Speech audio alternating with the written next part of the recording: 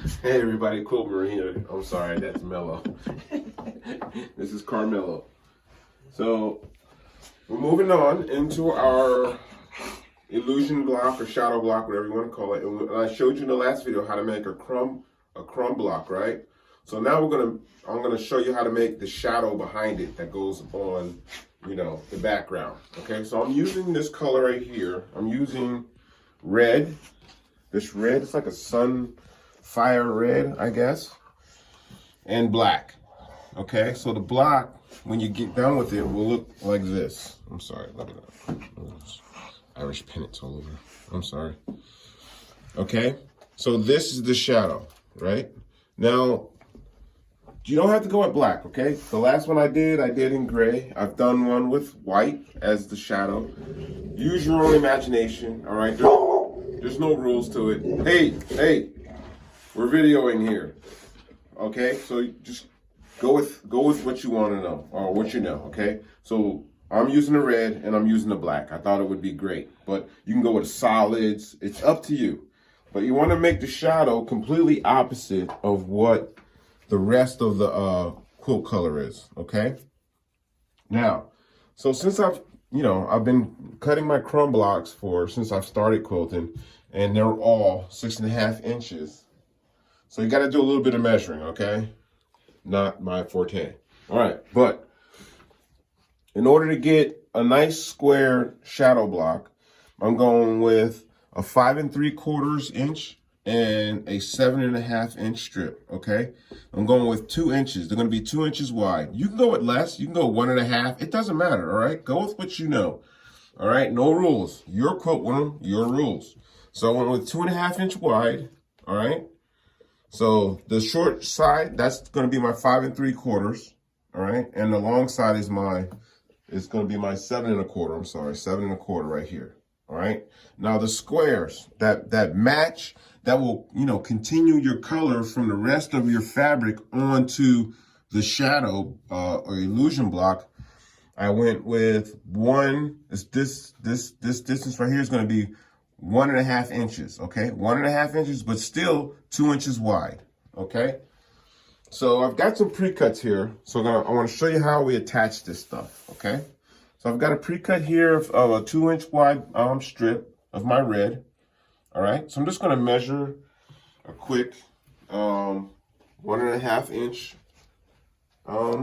width, right? So let's just go right here. I'll go 1.5 inches here. My Omnigrid. I'm on my Omnigrid and not my Arteza today because the Arteza is at the other end of the table. Let's cut this. All right, new quilters, be careful with your rotary cutter. All right, you don't want to be using your blood as the fabric color. Okay, so here we go.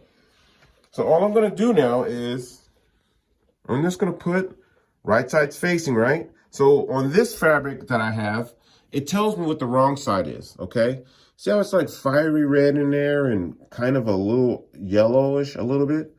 But if I have it the wrong side, it's white, all right? So we don't want that. We don't want that side facing the right side. So, all right, so this is the right side's facing, all right? Let's put that on here. All right, so we're just gonna build a couple, okay? Now here's one right here. Now if you wanna keep the motion going, so this is what I'm gonna do. I'm gonna chain them together, okay? There's another one. Let's make sure that's right side facing. All right, let's take them over to the machine. And what we'll do is we'll sew them together. We'll chain them together, and then we'll attach them to the crumb block. Okay. So this is what I do. I'll bring it over to the table. Now remember, guys, now that your there are no rules for building your crumb block, but now you got to follow the rules, okay? We want to have good cuts, we want to have precision cuts, and you want to be on point when it comes to your 1/4 inch seam, okay? So here we're going to start our 1/4 inch seam.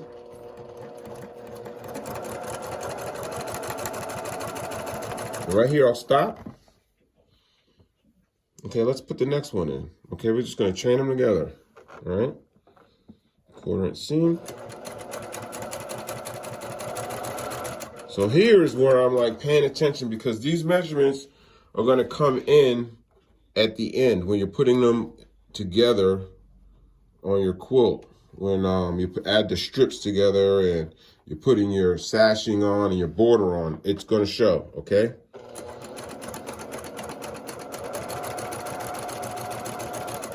And keep those together, so we're trying to minimize our waste here, okay? And I have a limited amount of this red, so I don't want to blow it. All right, right side's facing here. Add this to the chain. Got one more here. Let's go ahead and throw that one on. Right side facing. 1/4 inch seam, okay? Not 1/8 into a 1/4 inch, or 1/4 inch into 1/8, or anything, any variation. Because remember, you just spent your time measuring your distances, all right? And your lengths of your fabric. So don't waste your effort by missing on your seam allowance. All right, so this is the chain we just made right here, right? Now let's just cut these apart with my fabric scissors. The scissors I only use for fabric, okay? I'm gonna cut each one apart here.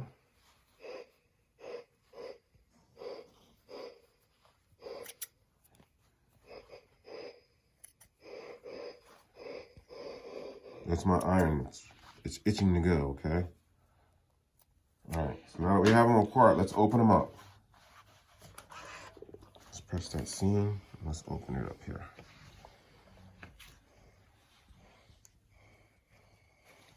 Okay.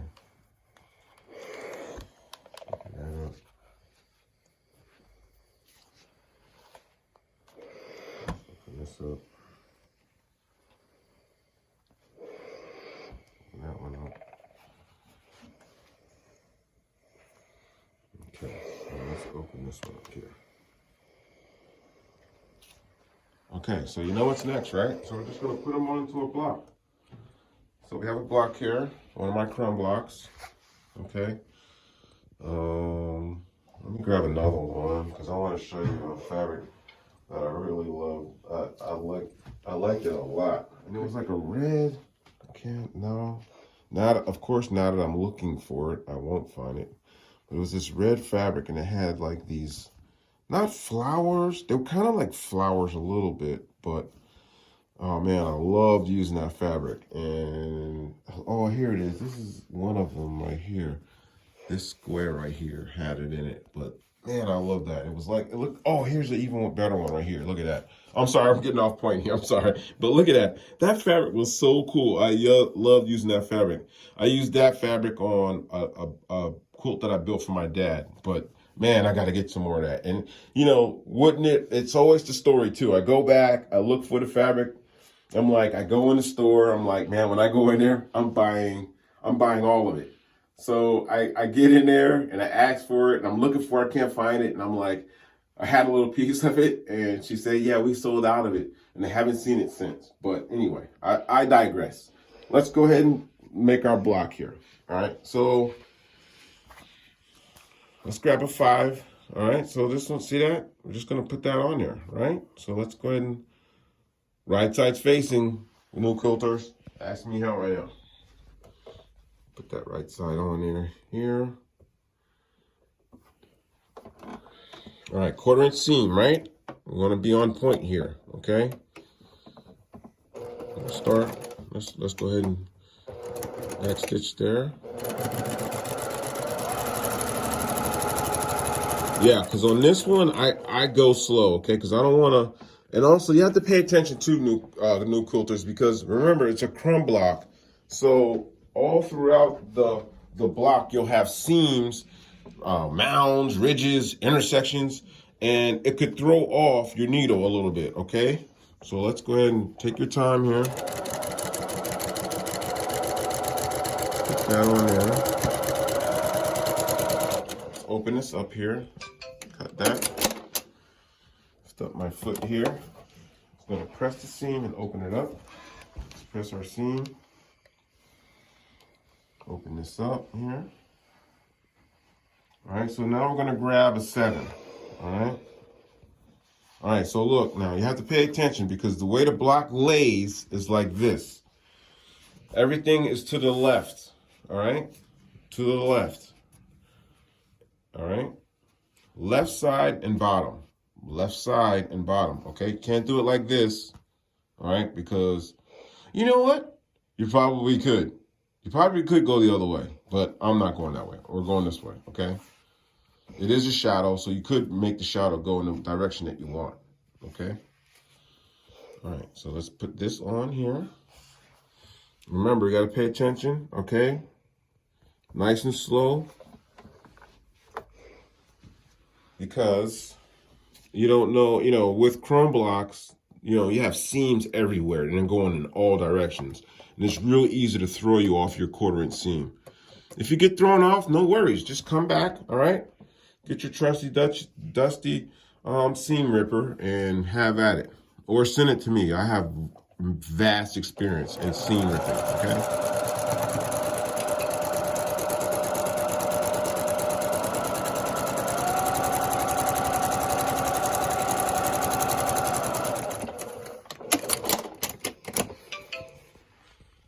Okay, so this one, gotta get out of the way of Mello, because look, Mello always lays right at your feet. Here, look, he's moving now. Here he goes. Because he heard his name. All right, so let's open this up here. Now this is slightly long, a little bit. Look at that. All right, no one's perfect. But you know how to fix that, right? Let's take it to the table and tune it up, okay? Just gonna cut that off, that's all. No worries. Better long than short, right? Better long than short, because if it's short, there's no way. There's a way of fixing it, but I'm not gonna share that with you. Ask me how I know. And this will be the block, okay? So then what we're gonna do is, so I went with a 4" sash, okay? Because I wanted the quilt to be a little large, all right?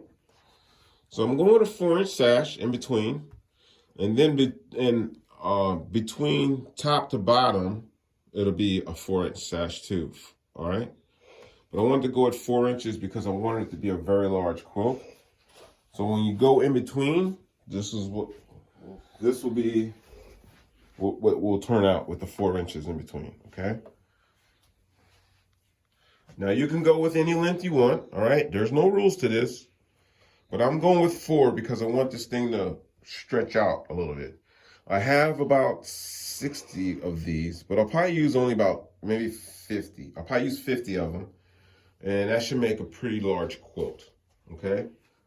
So with that, all right, so once you lay out a bunch of these and, I'll put the 4 inches between, and then I'll go with a 4" sash above it as well. We're going to do a border, okay? So what I went with on my border was I wanted to use the same fabrics that I use for the crumb block, right? Because look at this thing. This is my scraps and strips and leftovers of all the quilts and stuff, right? It's all in here. So while I dug through this, I'll find, look at that, 2.5 inch strips, and I just put them together. And then I'll start cutting those 2.5 inch strips, and this will be our border, okay? So I cut those out, put them together. Look, none of these are fabrics that are out of my storage or that I'm storing or shelving, okay? These come out of my scraps. All right, so this will be the border around the outside, okay? This is how that will look all the way around. And once we get that attached, we'll have ourselves a pretty good illusion block, okay? So I need to keep going. Hopefully you're probably past me. I know you guys are probably done by now, but stay with it, all right? I love the crumb block. The crumb block is like my favorite of all of them. But anyway, it's only fabric, it's only thread, and please subscribe. No, I said that backwards. All right, please subscribe, and remember, it's only fabric and it's only thread. Thank you.